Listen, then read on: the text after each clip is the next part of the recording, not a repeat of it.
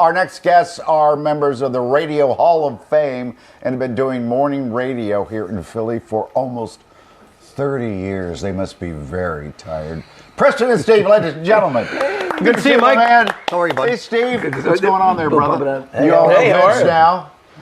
So, 30 years almost? Yeah. Where did you meet? So, in 1996, I took a job at WDRE, which is 103.9. It's not around any longer. And I had moved here from St. Louis. And Steve was already working, but was not... You weren't really an on-air personality. You were kind of, sort of. Well, I'd been doing a morning show in New York at a station called Q104 they brought me on to do like kind of a weekend update news. They treated the news very lightly, so they make it funny. And I'm like, well, I'll try to work my way around this triple homicide and see if I can squeeze a yuck out of it. So I'd come down and I'd do, Preston was doing afternoon drive at DRE, and so there was a club, Riverdeck Cafe in Manayunk. They wanted me. I was doing their commercials. People were hearing me down here because of the comedy commercials I was doing for DRE, and they said, pair us together on this live broadcast. Did you get along right away? Yeah. Right away. Yeah. So in we fact, never met. We didn't meet. So he would go straight from New York to the club to Manayunk. I was out in Jenkintown, which is where the studios were.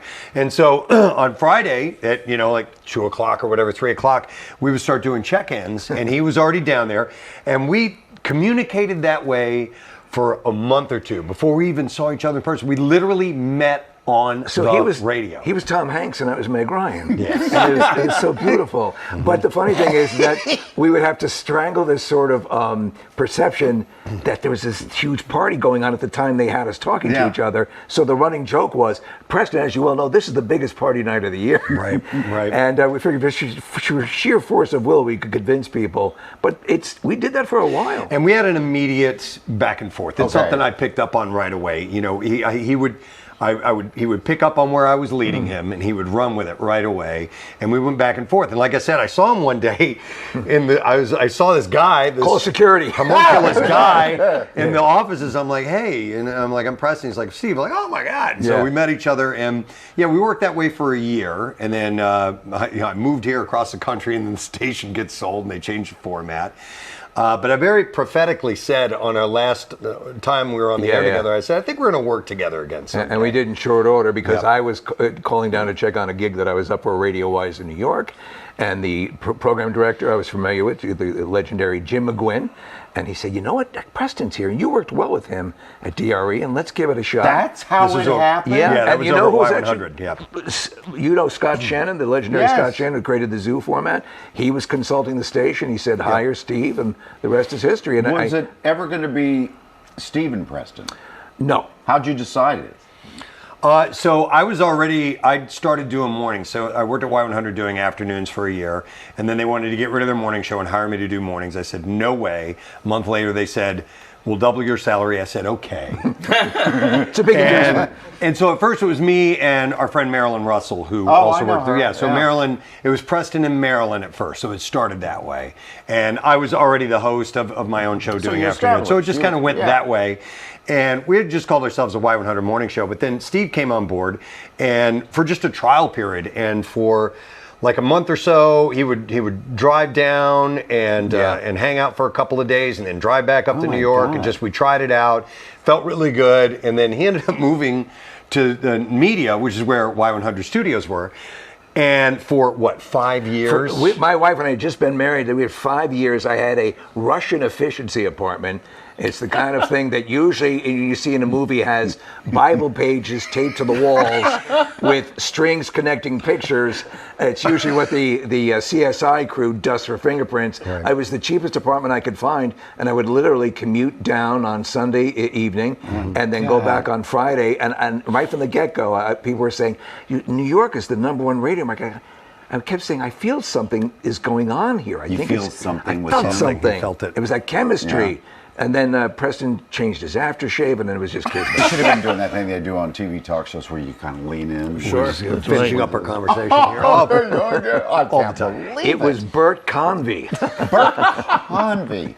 Okay, so why did you see your grandmother naked? So we would go down to Flagler Beach, Florida, where my grandma and grandpa had a small house. And we'd go down, and they were obviously set in their ways, being well into their early 100s. And I would go down as a little kid. You run around the house, and I opened up a door that would change my life forever. And I saw my lovely grandmother topless. And the only way to describe it is if you've ever been to the International House of Pancakes. Short stack? Long. Silver dollar? Yeah, Silver there, dollar. yeah. All you can eat. And I knew right then and there I'd always have something to talk to a therapist about. So, yeah. Now, did you really have a car wreck and you lied to your dad about it? Oh my God! Yeah, I a couple times. Yeah, there was one time where I was driving my sister's truck, and a friend of mine was in the passenger seat, and I was asking him if he had something. I won't say what that is, but anyway, I go, "Do you have that?" And as I turned, I jerked the wheel, and there was a ditch with a chain link fence like this, and I went down into the ditch. And I'll never forget, it was my friend Todd. I saw his hands go on the dashboard like this, and I just see the fence whipping by the window like this. And we get back up on the side, and ripped up the entire side of the truck. It was just ripped to shreds. I'm like, oh my God. So I told my dad that a dog had run out in front of the truck. Yeah. And did your dad believe that? No, he did not believe it, and it took me about a decade before I eventually. Well, I'm scarred by one of those where I lied to my dad. Oh yeah. We were in a park in Wichita, Kansas, and we'd drive by and get people to roll down their windows who were making out in a park in their cars. They'd roll down the window, we'd throw like a dozen eggs in there. Well, it's called egging. Yeah. And I did not realize one of the people we egged was an undercover cop, and he chased us. And found out my license, obviously, called my dad. And you know what my dad said? What? I'm sitting there. My son said he didn't do it, and I believe my son. Wow. God, I remember to this day, and I was probably 17 years old. That's a profound feeling. I remember having to lie to my father and tell him that I had not seen his mother topless.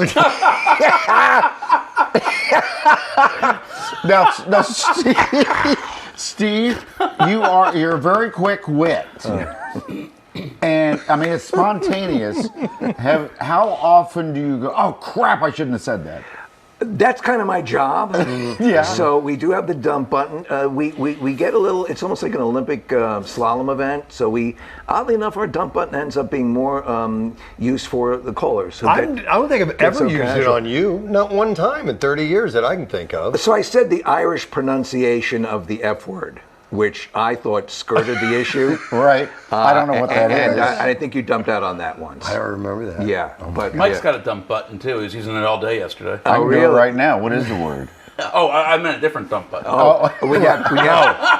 Actually, I'm constipated right now. Really? So there is no the dumping. Lord giveth and the Lord taketh away.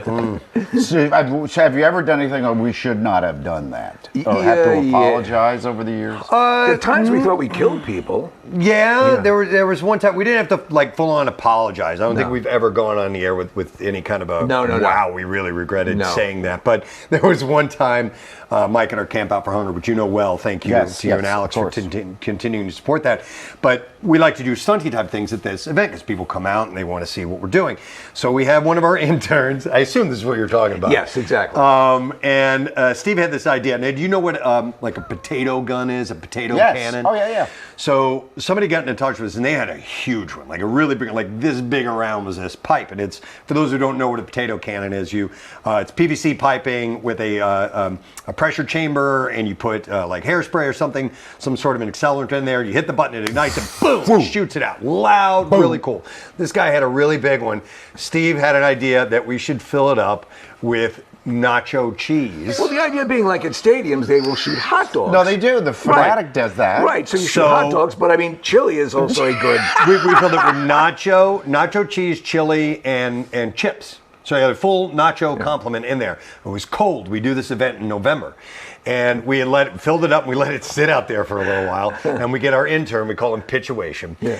And, great guy. And by the way, we never tested this. No. Of course not. Not one time. No. So we get him and we put him about, I don't know, 20 feet away, something like that. Yeah, we figured that was the appropriate distance for firing near frozen chili at someone's chest. Hit the button and it comes out as a solid, congealed bullet made of cheese and chili and chips. And Mike, it hit him. So we put a target right here. We're gonna hit him on the chest. It hit him like right below his neck. God. And we're like, it hit him, and he hit the ground hard. And we're like, oh my God, we killed him. Fortunately, we just knocked the wind out of him. Yeah, it knocked the wind out of him. But I mean, it was like one of those times where we went back in to go on air like, okay, so I guess hopefully we get a similar prison. Yeah, exactly. We can put on a show in the something prison. Like that, do kind of a Johnny Cash type thing for the convicts. But no, he was fine. But it was one of those. The thing was always to kind of push the boundaries, and as you know, as the show gains more prominence, it gets, now you have to talk to the lawyers. You always have to talk to the lawyers. Oh God, so the rough and tumble, loose cannon days start to become less of a thing. We got to run, but I bet you guys are happy for Kathy.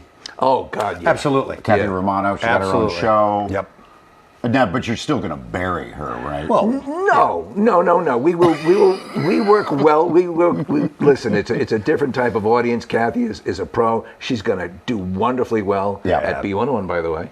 Yep. And she's going to be terrific. And she's super talented. We love her dearly. We miss her dearly. We keep her microphone untouched. The light goes on every time in hopes that she'll be back someday. Thank you, guys. Thank you, you. Mike. I appreciate it very much. You got it. You got it.